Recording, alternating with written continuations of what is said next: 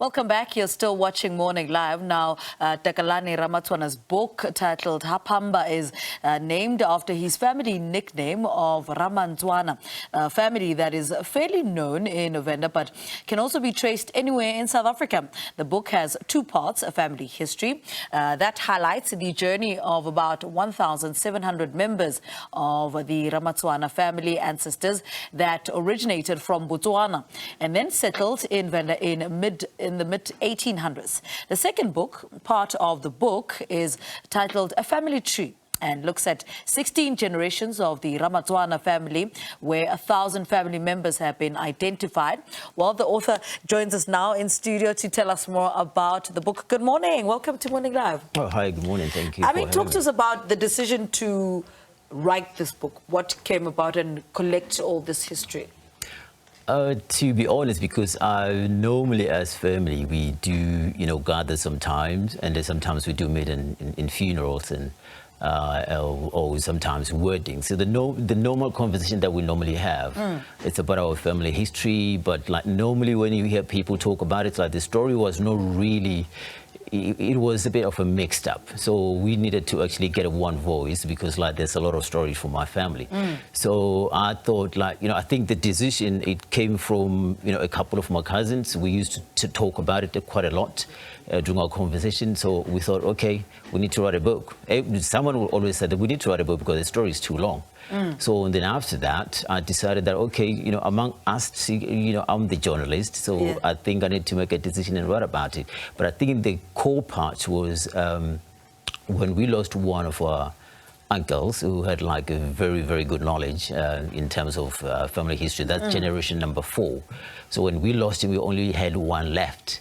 So that was sort of like I had to rush this. So in 2020, so I started the journey of documenting the whole, journey, until I think it took me about a year, a couple of months just to document everything. So apart from that, it's very important to talk about our family history as human beings. Yeah. Like you don't need to be come from a very special family. So for me, I thought it's a very important subject for anyone to talk to us about the Ramatswana and then how it ended up and it changed as the generations grew. Tell us a little bit about, I believe there's a story there. Yeah, there's a story there because our original surname is Ramdedengwa. So that's the one we have from Botswana, late 1700s.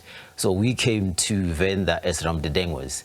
So our first ancestor from the book doesn't even know the Ramantswana surname, but his last born son, so who birthed my granddad, who then later turned out to call himself Phamba.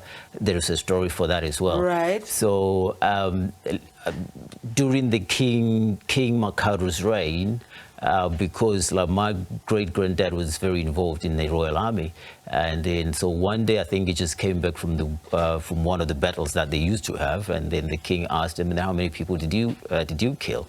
And then because obviously he's Tswana and he is in Venda, so he responded in Tswana. So everyone laughed, and then to make a king laugh, it was not something that was like Yes. So and then it became a joke from Ramdedengwa, and then people started saying, oh, Ramantswana, and then because it was someone who was known in the royal family, and then so he just couldn't take it, so he thought, okay, I'm Mr. Ramantswana then.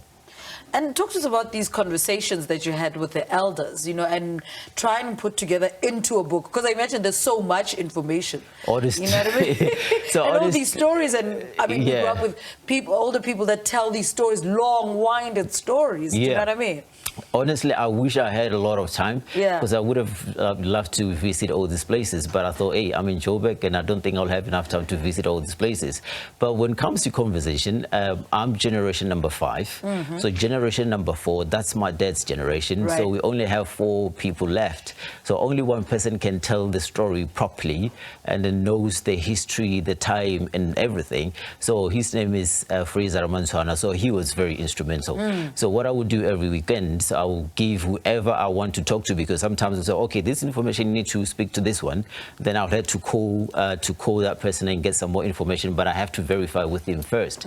So and then so that was the journey. So but then that's part one, the story. Yeah. Then obviously the part two is family history, so family tree. So family tree, I think I spoke to more than 30 people because we are a big family in Venda. So everyone has to give me like a piece of stuff that they know, because half of, like 50% of people, I've never met them, but they're my family.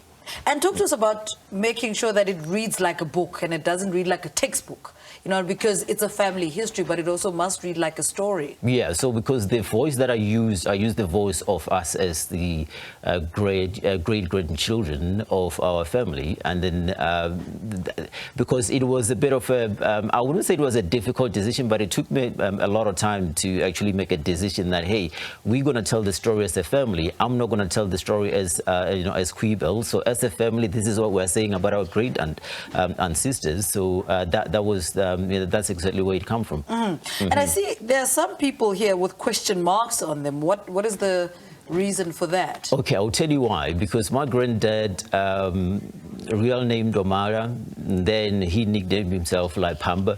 So he had 3 wives. Okay. And then he married 2 from the same family of Rarusing. So the Rarusingers and the Ramantswanas now, most of the time when we meet, we are always there.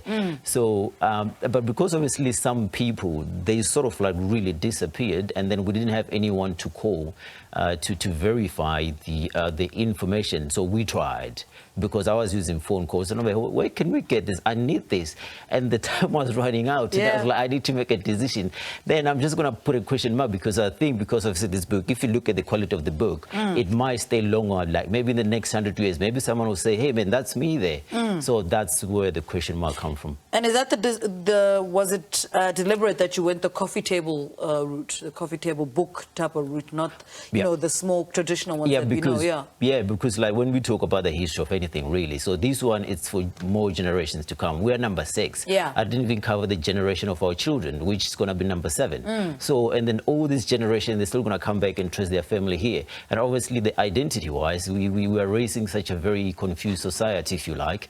And then, so I just thought, like, I don't want my family to be confused. I just want them to know exactly where they come from. And I see it's a whole brand now, HA-PHAMBA as well. You're wearing the clothes. And how did you decide that you're going to go into this direction as well and grow the brand? Okay, so the brand was always part. I mean, I love clothes. I'm a very creative person. I live, you know, I live in a creative space.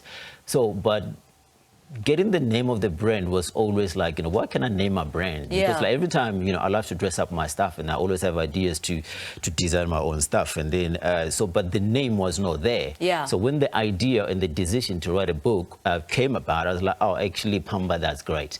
I'm gonna sell the story through the book and then through the brand. So what was so funny, because like HA-PHAMBA, you can pronounce HA-PHAMBA, you don't need to be a Venda person. So I remember I was working with one of the Chinese, you know, companies at some point. It's like, hey, what's the name of your brand? HA-PHAMBA. It's like, oh, it sounds nice. It's easy to pronounce. And then obviously it's a very dope brand. So it's no longer about the brand, it's the story behind the brand. So, you know, I can, while I'm selling you the story, I could ask you stuff about your family while I'm selling you the brand. So that's the whole thing. All right, Takalani, thank you so much for talking to us. Good luck with the brand and the books going forward. Takalani Ramantswana speaking to us about his book titled HA-PHAMBA. It's also a clothing brand, by the way, tracing back his family history. All right, that is all for now.